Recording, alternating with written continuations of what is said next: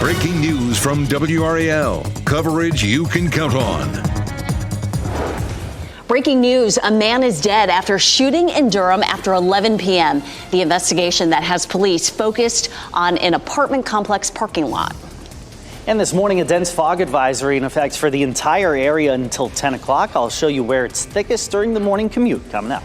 So we will be tracking that commute. The WRAL Storm Tracker is out on the roads on this foggy morning. This is a live look right now at the conditions on the Beltline in Raleigh. What you can expect when you leave your house. A community in mourning, how people in Wisconsin are coming together after the school shooting there as authorities learn more about the suspected killer.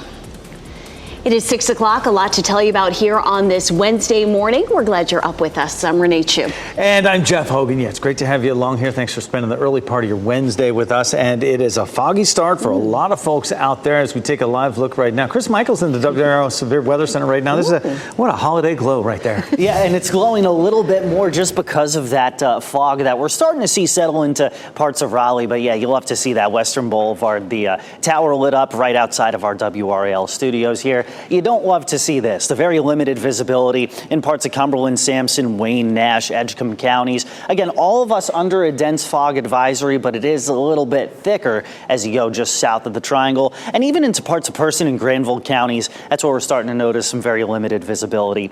That advisory in effect until 10 a.m. That's why temperatures are going to take their sweet time climbing this morning, but then all bets are off this afternoon. High temperature near about 70 degrees. We'll track some showers overnight. I'll plan those out with Futurecast, and then the bottom falls out this weekend. I'll show you if that lasts through Christmas coming up in just a little bit. At 6:01, Chris, because we're monitoring those foggy conditions, we have the WRAL Storm Tracker out on the road this morning. Kelsey Coffey joining us now, just to give us an idea of what you're seeing right now. It's a little patchy here and there, Kelsey. Well, Ken, right now we're not seeing too much fog outside. We'll go ahead and give you now a live look at road conditions. We're actually headed towards the airport right now, so be sure to check your flight status if you just happen to be flying out today, because that fog could impact your flight. But for your morning drive, just take it slow. Make sure that you have enough space between you and the car in front of you, because your visibility will most certainly be impacted. But Ken, are you seeing any crashes that you're tracking for folks this morning? So far, so good. We actually just had a major crash on Atlantic and New Hope Church Road, but that has cleared. So right now, we're just seeing nothing but green showing up on our live traffic sensors this morning. Clear sailing in all our major routes, which is good news. We'll keep you an eye on it for you, of course, here in the WRAL Traffic Center. You're getting ready to head out. Tune us in on the radio, 101.5 HD3. You can listen to us anywhere in the Triangle.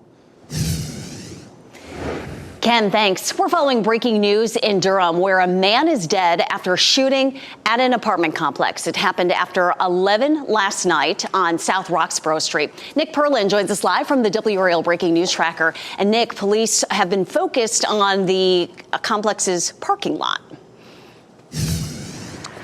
And Renee, that's where they've been all morning, roughly 7 hours here, still investigating this shooting that happened last night. I'm going to step out of the way and show you a little bit of what I'm seeing here. You can see the crime scene tape blocking off that parking lot, and you might be able to see back at that back building some police officers shining flashlights on that building. They've been focused there all morning. We've seen forensics taking pictures in and around the area. This is on the 2500 block of South Roxborough Street. We know that shortly after 11 p.m. last night, Durham police arrived here and they found a man who was shot, and sadly that man did die. At this point in time, though, Durham police are still working to find out who fired those gunshots late last night. We're still trying to work with them to see if they have any leads on who the suspected shooter is. As we get more information, of course, we'll be sure to update you. Live in Durham, Nick Perlin, WRAL News. Starting this morning, your commute to downtown Raleigh is getting easier. At midnight, the ramp from I-440 west to Wade Avenue into the city finally opened again. This is a look at the map right here. You'll see exactly where that new ramp is located. Drivers will now be able to take this Wade Avenue exit east for the first time in years. This is part of the ongoing 440 widening project. The project will add lanes to improve traffic flow from south of Walnut Street in Cary to north of Wade Avenue in Raleigh. And when it's complete, there'll be 3 lanes in each direction, east and west, and 3 new bridges as well. At last check, the entire 440 widening project is set to be completed next fall. People in Wisconsin are coming together after the school shooting there Monday. Hundreds gathered at the Wisconsin Capitol building to pray for the victims and to comfort one another. A teacher and student died in the shooting. The 15-year-old girl police say committed the shooting also died after apparently shooting herself. We are learning more about that girl, Natalie Rupnow, who went by the name Samantha. Police say they are looking into her online activity. Authorities confirm they are aware of a document circulating online that some people are calling the shooter's manifesto. They say they could not yet verify it and ask people to refrain from sharing it. 2 students who were hurt remain in critical condition. This morning, a convicted murderer is on the run in North Carolina. 47-year-old Latego Marshall was out on bond after being charged in a 2017 murder in Burlington. He also has drug charges pending in Durham. During a lunch break in his trial last week in Alamance County, Marshall disappeared. The jury later reached a guilty verdict. Police in Burlington are asking anyone who knows where he may be to call 911. Jurors will be back in court this morning to deliberate the fate of a Raleigh store owner accused of murdering a customer. Yesterday, jurors wanted to get another look at the surveillance video from that store. They also asked the judge if Tazir Zarka, the store owner, had a right to search Mark Garrity's bag. Zarka claims Garrity was trying to steal a Gatorade. You're looking live at the U.S. Capitol right now, where Congress is working to avoid a government shutdown. The deadline is Friday night. Last night, lawmakers revealed a massive new spending bill that would fund the government into the spring. The package includes nearly $100 billion in disaster relief. Another $10 billion would go toward economic assistance for farmers. There's also $29 billion to replenish FEMA's disaster relief fund. It's unclear when the House will vote on the plan. And Renee, it's also not clear how much of that disaster relief funding could be coming to North Carolina to help with the after effects of Hurricane Helene. New data from the state budget office puts the total cost of Helene's damage in North Carolina at nearly $60 billion. And that includes $13.5 billion for houses damaged or destroyed by the storm. The report also shows more than 2,500 businesses that are still waiting for federal Small Business Administration loans. And happening right now in the WRAL Live Center today, the Federal Reserve could cut interest rates one more time. This would be the 3rd interest rate cut of the year. And as we wait for that decision, this is a live look at the stock futures. Right now, S&P 500 up 16 points. Dow Jones is up 106 points. Federal Chair Jerome Powell will announce that decision at 2:30 this afternoon. A woman is dead after a crash in Moore County on a stretch of road that has seen several serious crashes recently. This is video of 15501 at PD Road in Aberdeen. Investigators say a tractor trailer was turning onto 15501 when a car slammed into it, ending up underneath the trailer. The driver of the car died at the scene. This is the 3rd crash on this particular stretch of road within the last 3 weeks. On November 30th, a person was killed and 2 others were airlifted to the hospital after a crash. And on November 26th, 5 people were injured in a crash involving 3 cars. The man accused of killing United Healthcare CEO Brian Thompson will face an extradition hearing in Pennsylvania tomorrow. Luigi Mangione says he will not fight extradition to New York. Yesterday, Mangione was indicted on numerous charges in New York, including first-degree murder and murder in the 2nd degree as a crime of terrorism. If convicted of first-degree murder, he could get 20 years to life in prison. Investigators say he appeared to have been driven by anger against the health insurance industry when police say he shot and killed Thompson in Manhattan earlier this month. A new lawsuit has been filed in the mass shooting in Raleigh's Hedingham neighborhood. The security company hired to patrol the neighborhood is now countersuing the Homeowners Association. Court documents show that Capitol Special Police claim that it was the HOA's responsibility to keep residents safe. Capitol Special Police had 1 officer on patrol on October 13th, 2022, the day the shooting took place. Victims' families and survivors are already suing the HOA and the Capitol Special Police. The accused shooter is set to appear in court next year. Today, Governor Roy Cooper will deliver his farewell address. Cooper will be in his home county, Nash County, for this speech. It's happening at 11 this morning at Nash County Community College in Rocky Mount. This will be the final of a series of events reflecting on Cooper's 8 years in office. An attempted kidnapping. How a mother says a man tried to grab her daughter from right in front of her outside a local Walmart. And new charges. The additional murder the man accused in the Gilgo Beach killings is now implicated in. And check this out behind me, Dix Park. You're starting to see the fog really roll in. It's actually hard to see downtown Raleigh. I'll show you some of the trouble spots during the morning commute and when the fog clears coming up. As you get into your car, tune to WRAL News Plus on your radio. In Raleigh on 99.3 FM. In Durham, 96.5 FM. And everywhere on 101.5 HD3.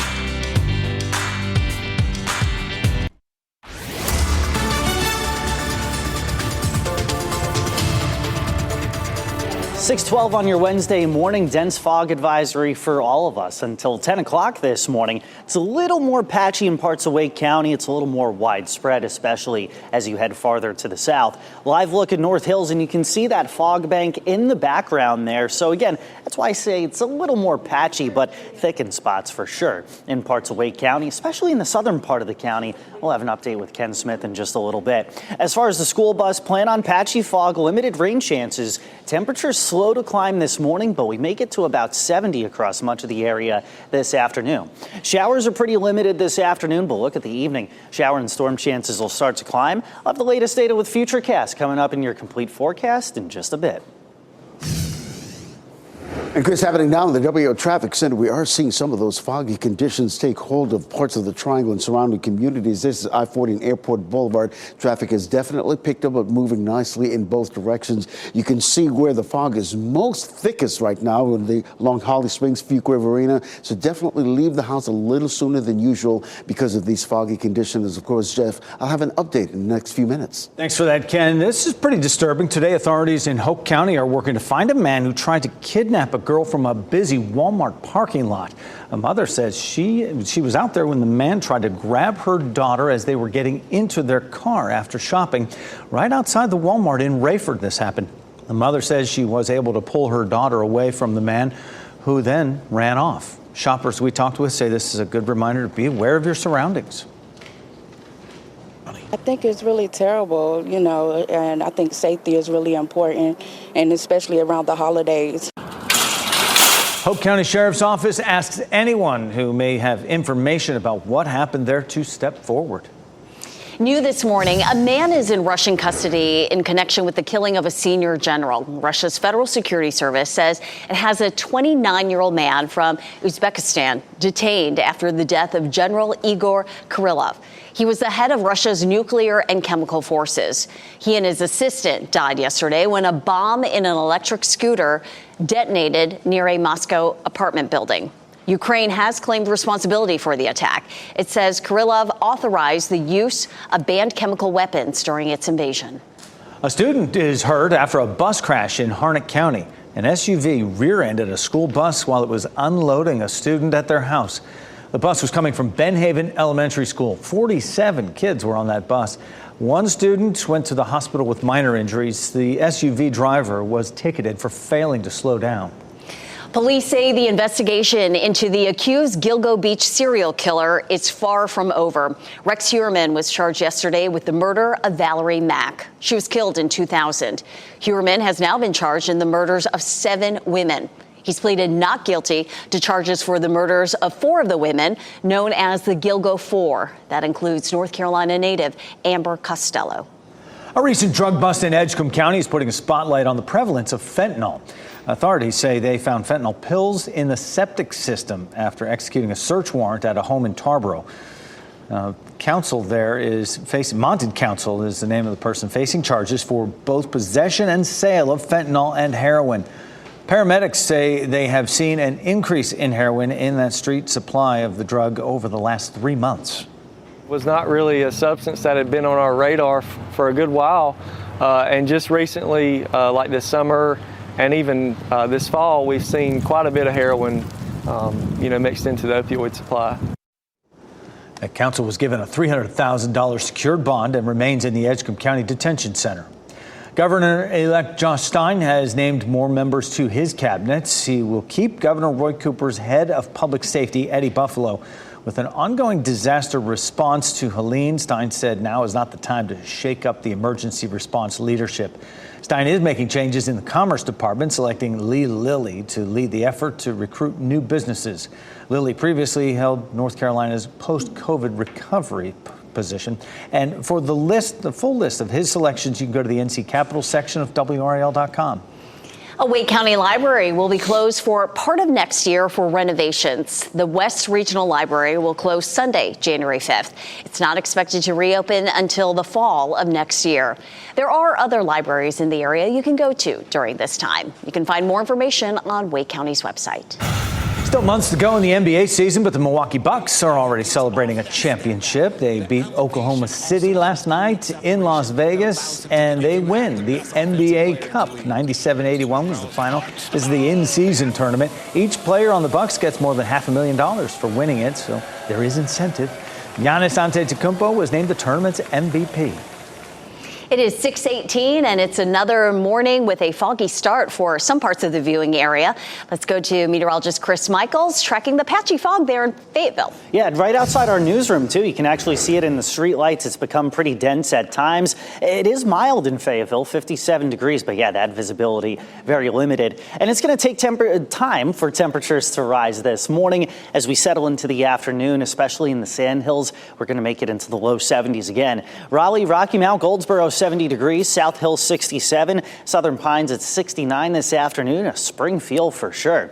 This warm front's going to lift to the north, and that really allows the warm air to surge into the Carolinas. Maybe a stray shower this afternoon, but the better chance of rain is going to be right along this front. That's where that warm air really rises and gets precipitation going. So that's going to be after 7 or 8 p.m. Keep in mind, even with that, showers and storms will be scattered.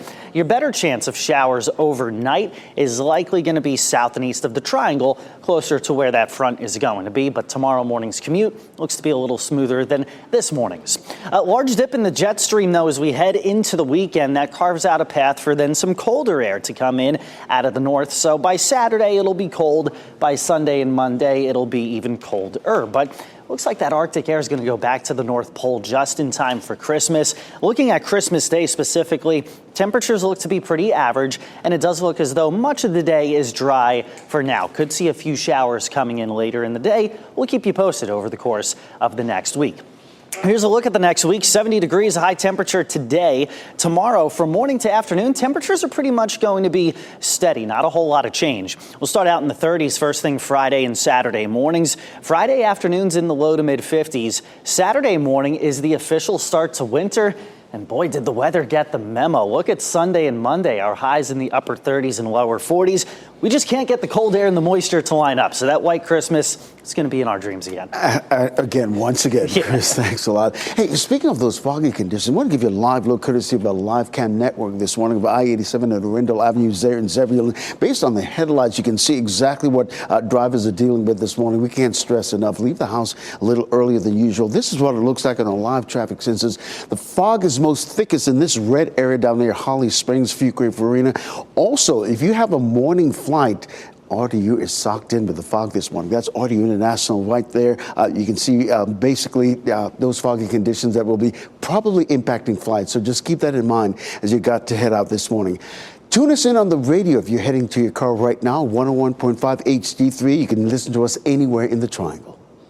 There are more questions about the mysterious drone sightings. The response from the Biden administration as people across several states call for more transparency.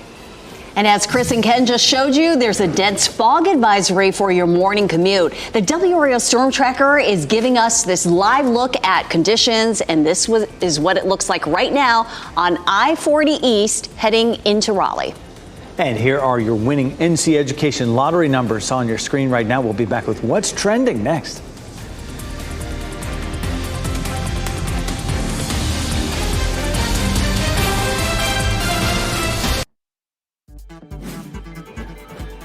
This What's Trending report, sponsored by Rug & Home.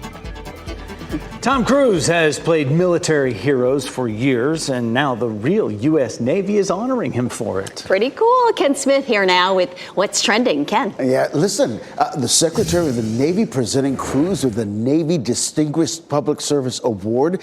It recognizes Cruise for his work to inspire generations to serve in the Navy and Marines.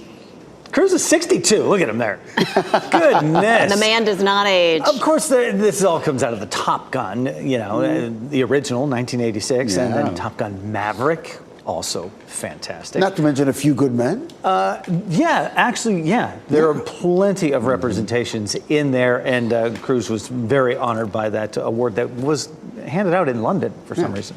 Yeah, that art imitating life. Well, now real life honoring that art. Exactly. Well, this next story trending in the Smith household for real. Your kid's favorite character coming to the big screen. A Bluey movie is in the works. The series creator says it is expected to hit theaters in 2027. So, Ken, I'm sure Bluey's played nonstop in the Smith household. Oh, yeah. My daughter's 10, so she didn't quite get into this craze. But Bluey, the most streamed series last year and this year so far. It is a big thing. Oh, yeah. So now you got the movie. They are capitalizing on that. I'm always excited when they want to watch it because I want to watch it too. See, and that's a sign of a good show when the parents also like the kids' show and make it watchable. I would not have guessed the most streamed. That's amazing. Hey, Ken, thanks for that. NASCAR's first electric car, the race car that you see here, it'll make a few stops in our area today and tomorrow. It's not going to sound like Days of Thunder out there, but the prototype is a partnership between NASCAR and electrification and automation company ABB. The company posted the video to YouTube showing off the car. NASCAR driver David Reagan will drive it to the ABB headquarters in Cary today and then on to one of the company's plants in Mebane, and he'll visit another plant in Pine Tops tomorrow. All morning, we're going to start thinking of random Tom Cruise films now. I caught the Days of Thunder. He is not in A Christmas Carol, though. If you and your family are interested in seeing A Christmas Carol at the DPAC, a digital lottery is now open for tickets to the show. It is Ira David Wood III's musical comedy adaptation of the holiday classic. It takes the stage for the first time tonight, runs through Sunday. The lottery is open from 9 a.m. until 2 p.m. the day before each performance. You can find information on DPAC's website. The WRAL Storm Tracker is giving us a look at the fog for your morning commute out there. This is a live look downtown Raleigh right now. And Ken will be back after the break with a check of traffic slowdowns. And there is that dense fog advisory until 10 o'clock this morning. Areas like Lewisburg starting to cash in on that. I'll show you when things clear up and when we could see a few showers as well. Time is running out to get your packages shipped on time for Christmas. What you need to know to save time and money and which shipping services are the fastest.